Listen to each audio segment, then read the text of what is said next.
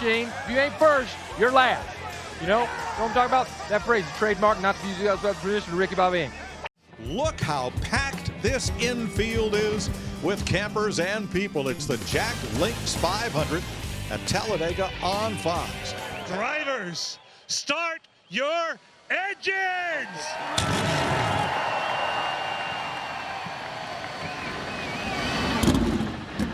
How about that packed house as the drone drops down to ride toward the start-finish line with 39 NASCAR Cup cars. Green flag at Talladega.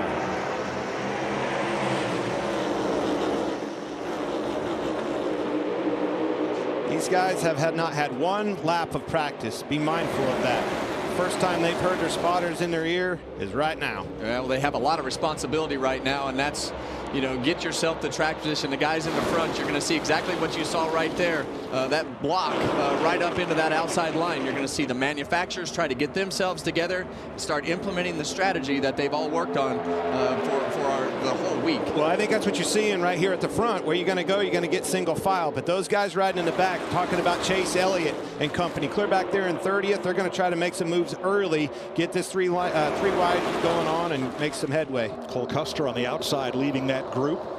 Now gets a little help as Josh Berry jumps outside in the Wood Brothers 21, but it is 25-year-old Zane Smith who yesterday won his first career pole, and he leads the first lap at Talladega.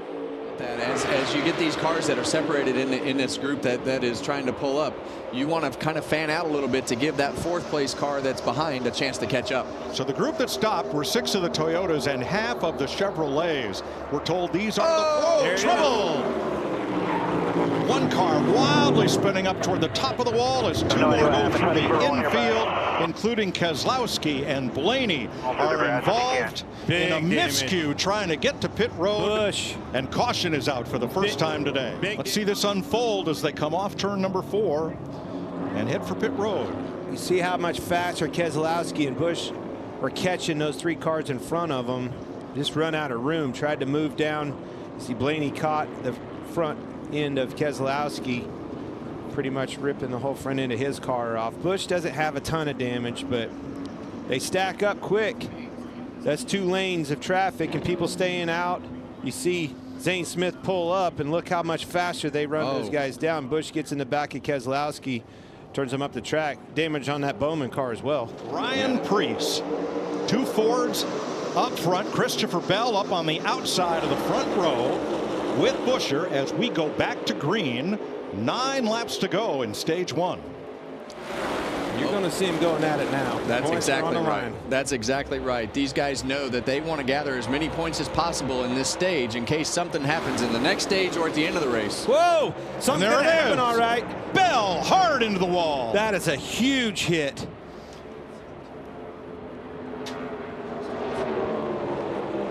That was right there at the front.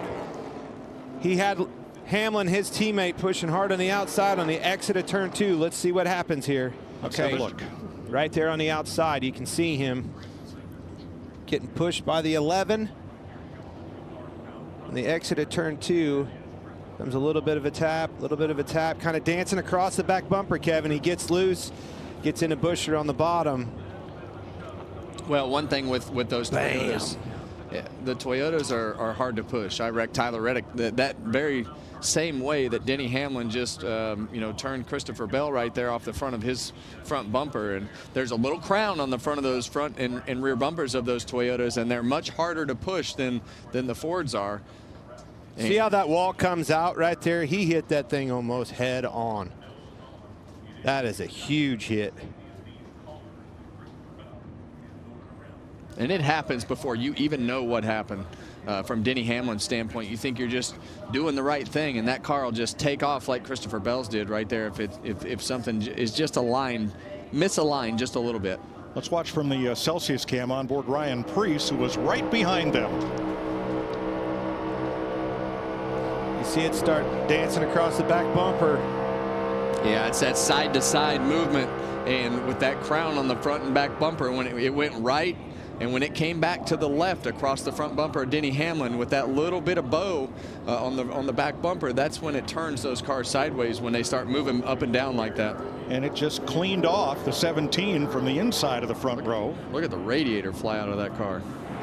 Byron Elliott on the high side. 1 to go to the end of stage 1. Bubba's out quite a bit. Here's a big block. He missed it. Whoa, Kevin, that was close. Yeah, we saw the 45 car there of Tyler Reddick getting to the back of the 51 and almost had the same wreck that we had off of turn 2 with Christopher Bell. That was as close to the big ones as it gets. Bubba Wallace got too far out in front of Cody Ware and lost the energy.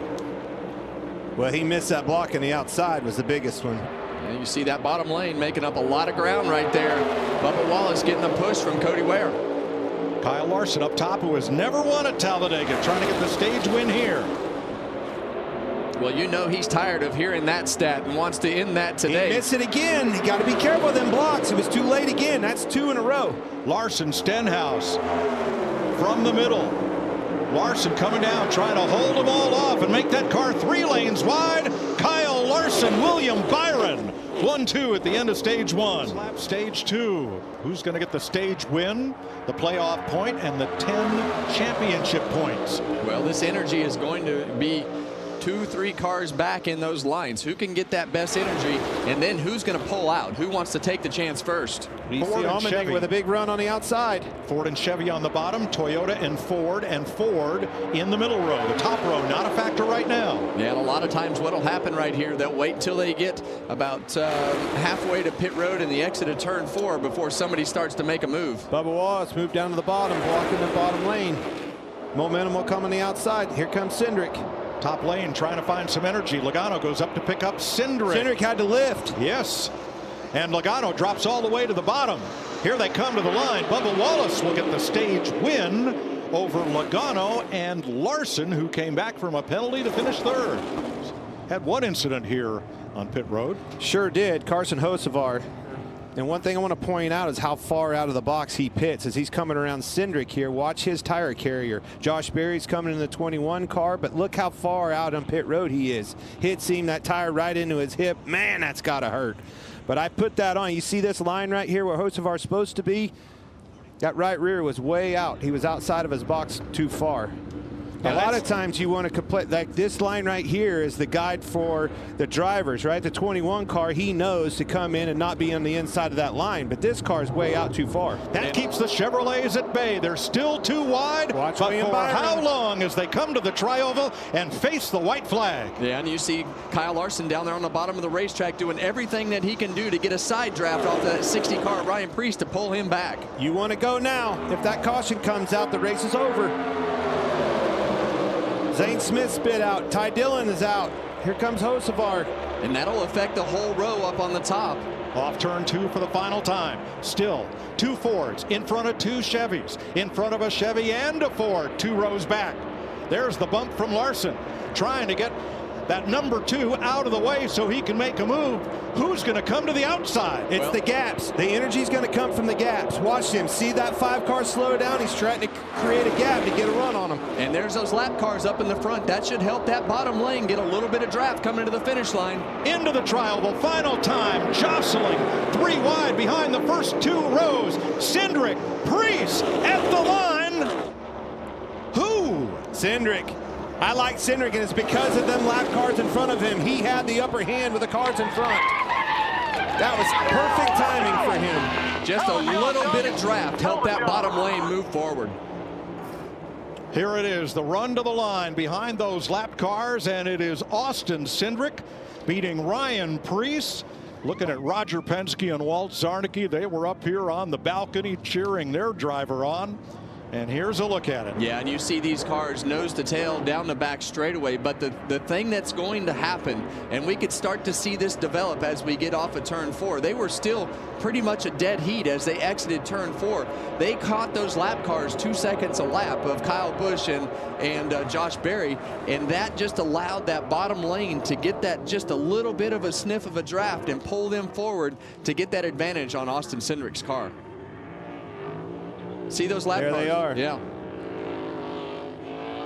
Boy, he about run out of room. Hurry up, finish line. I love this place.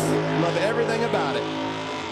Austin Cindric, Menards, Team Penske, and Ford finally get a race on a drafting track to win for the first time this season. Well, they've had the fastest cars. They've had the best plan. They've had the best teamwork, but they've had the fastest cars. And today, finally capitalize on those fast cars.